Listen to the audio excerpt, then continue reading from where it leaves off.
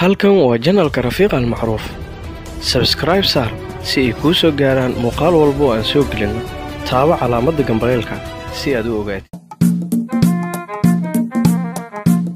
Gaajo darteed waxa uu geeriyooday malaayiin qofood. Waxa ay soo gashay dawladda labaad ee ugu faqrisan Afrika sanadkii 2000. Waxay noqotay dawladda shanaad ee dhaqaalaheedu si degdeg ah u ku kobcay sanadkii 2017. dawladda Shiinaha waxay gacan qabatay Afrika. Maxad ka taqaanaa horumarka ay gaartay dawladda Ethiopia? Ethiopia waxay ku taalaa gobolka Geeska Afrika, waxaana ku nool ummad badan oo kala duwan diinta iyo dhaqankaba. Faqrinimadan waxay gaartay heerka ugu sarreeya ee 70%. Wadankana waxa uu ahaa mid ay boqortooyo ka taliso waqti aad u dheer. Wadanka waxa gumaysan jiray Ingiriiska oo xorriyadda ka qaatay sanadkii 1944. wadanka waxa ka dhacay afgambi dhiig uu ku daatay kaas oo hogaaminayay Generaal Mengistu Haile Mariam xukunkan uu kula wareegay sanadkii 1974. waxa uu ka soo jeeday qabiilka Amxaarada kuwaas oo tireeyar ka ah waxayna la wareegeen dhammaan maamulka dawladda. waxa bilowday dagaalkii sokeeye kaas oo looga soo horjeeday Mengistu Haile Mariam. waxa uu socday 17 sano. dagaalkaas waxa loo garanayay dagaalkii dhiig badan uu ku daatay. wadanka waxa ku dhufatay gaajo taas oo ay gooriyoodeen malaayiin qofood.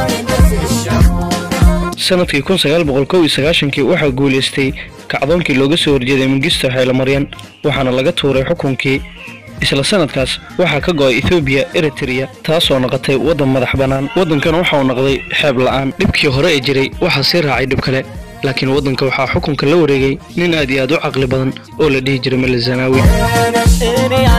Meles Zenawi waxa uu noqday ra'iisul wasaaraha dalka Ethiopia sanadkii 1995. waxa uu qaaday tallaabo taas oo horumar weyn gaarsiisay. waxa uu horumariyay dhammaan dadka beeraleyda ahayd kuwaas oo 80% dadka dalka ahaa. 4 milyan oo hektaar oo dhulka beeraha ka mid ah ayaa waxa uu ka iibiyay shirkado ajnabi ah si loo helo ascaar qiimo jaban iyo dadka wax soo saarka inay ku dhiiradaan. wadanka waxa laga sameeyay warshado wax soo saar leh iyo shirkado koronto. waxa la dhisay khadad tareen oo cusub kuwaas oo dhammaan isku wada xiray dawladaha jaarka. sidoo kale waxa la sameeyay bixiran kaas oo ay ku kacday $6 milyan oo dollar. waxa ay dhistay dawladda shirkado waaweyn kuwaas oo iyada si gooni gacanta ugu hayso tasarrufkeedana ay leedahay. shirkadahaas waxa ka mid ah shirkadda duulimaadka Ethiopian Airlines oo ah shirkadda ugu ballaaran ee maanta ee duulimaad ku samaysa Afrika. waxa kale oo ka mid ah shirkadda isgaarsiinta ee Ethiopia Telecom. waxa ay gaartay guulo aad u waaweyn. dagaalka Ethiopia iyo Eritrea waxa uu socday ilaa iyo sanadkii 1998. siyaasadihii furfurnaa ee uu la imaaday Zenawi wadanka waxa ay ka dhigtay mid wax soo saarkiisa sare oo u qaadmo kaas oo gaaray kobaca dhaqaalaha dalka sanadkiiba inay ku ziyaado 10%. waxa sii socotay in dadka Ethiopiaanka wadankooda ay ku dhistaan muddo 13 sano iyadoo laga soo bilaabay sanadkii 2000. waxa kobac sameeyay wax soo saarkii shirkadaha ajnabiga ahaa iyadoo la gaarsiiyay 20 laab. waxay noqotay Addis Ababa xarunta warshadaha ee gobolka. waxa dalka ra'iisul wasaare ka noqday Haile Mariam Desalegn kaas oo bedelay Meles Zenawi sanadkii 2012. laakiin waxaad arki doontaa inuu dalku u laabtay dib iyadoo xukunka dalka uu gacanta ugu jiro Tigray oo tireeyar lagana ilaalinayo Oromada oo tirada badan oo muslimiinta ah. waxa baahay musuqa iyo laaluushka wuxuuna gaaray heerka ugu sarreeyay. waxaana la sheegay warbixin soo baxday sanadkii 2014 inay tahay Ethiopia dawladda ugu musuqa badan. waxa batay wax isdabamarinta.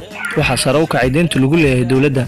waxa kor u kacay qiimaha lacagta dibadda. waxa dhacay mudaharaadyo kuwaas oo looga soo horjeedo dawladda ayna hogaaminayaan Oromada tirada badan. intii lagu guda jiray sanadkii 2015 barnaamijka waxa uu abuuray waji cusub.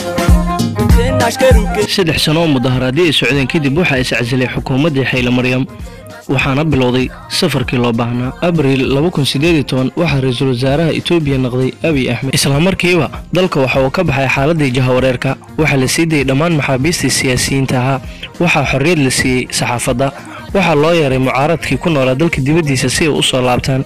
waxa la wiiqay awoodda ciidanka gudaha ee dadka muquunin jiray. waxa la xiray saraakiil waaweyn. waxa uu dhisay ahdaaf ku salaysan zero problem wax loo yaqaano ee dawladaha jaarka ah. waxa uu bilaabay in uu soo gabagabeeyo dagaalka Eritrea kala dhexeeyay. waxay isku soo dhawaadeen dawladda Soomaaliya taa oo muddo dheer loolan isku hayeen.